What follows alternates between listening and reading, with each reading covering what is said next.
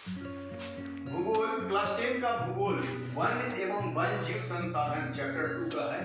One एवं one जीव संसाधन बोर्ड के एग्जाम में वस्तुनिष्ठ जो प्रश्न आते हैं, इसके लिए हमने प्रतिदिन 10 क्वेश्चन आप लोगों के सामने रखूंगा।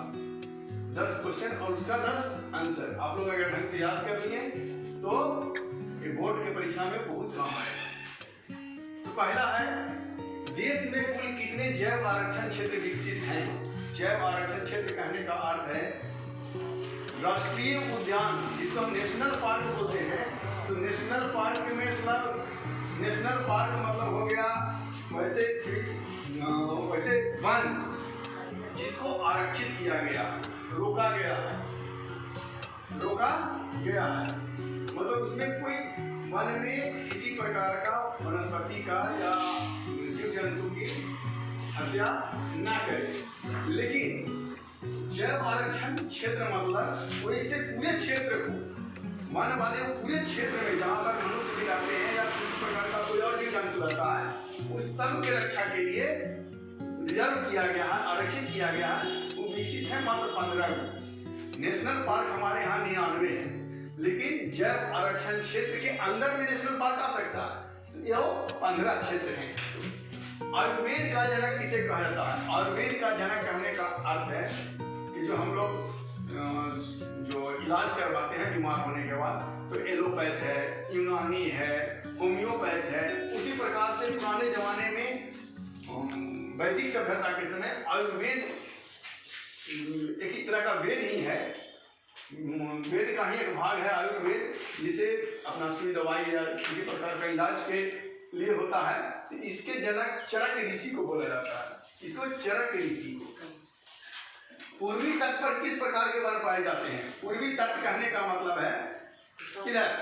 पश्चिम बंगाल वाला इलाका जो अभी हमारा राज्य है, पूर्वी तट, वहाँ डेल्टाई वन पाए जाते हैं। समुद्र के किनारे, पूर्वी तट में समुद्र का किनारा, तो पूर्वी तट पर डेल्टाई वन पाए जाते हैं। पक्षियों को कितनी प्रजातियां विनाश के कगार पर है?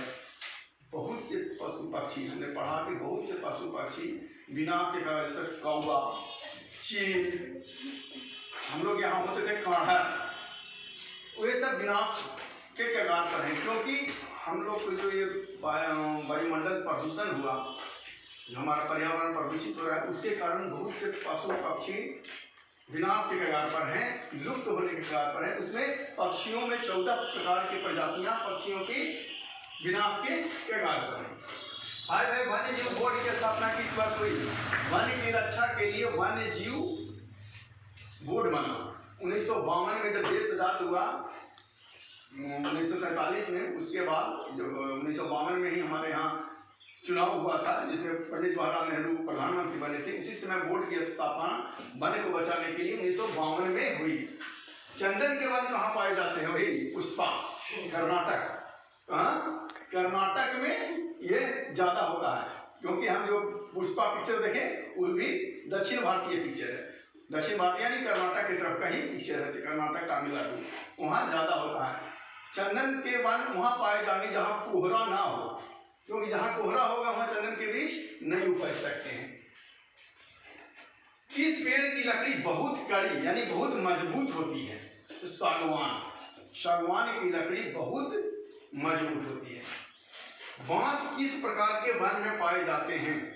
तो बांस पतझड़ वन, ये झारखंड, उड़ीसा, छत्तीसगढ़, मध्य प्रदेश वाला में बांस ज्यादा पाया जाता। हम लोग बांस था, अंग्रेज सरकार में हमारे यहाँ भी बहुत से बांस की लकड़ी काटी गई, बांस काटा गया। एक तरह का बांस घास है, लंबी घास, इसका मोटा मोटा बंडल होता है। ये पतझड़ वन में ही पाया जाता है। प्लाईवुड का निर्माण, प्लाईवुड का मतलब जिससे बना हुआ है, ये भी प्लाईवुड है। जो बेंच टेबल आजकल बन रहा है प्लाईवुड का, देखा होगा। इसका निर्माण सबसे पहले जर्मनी देश में शुरू हुआ था।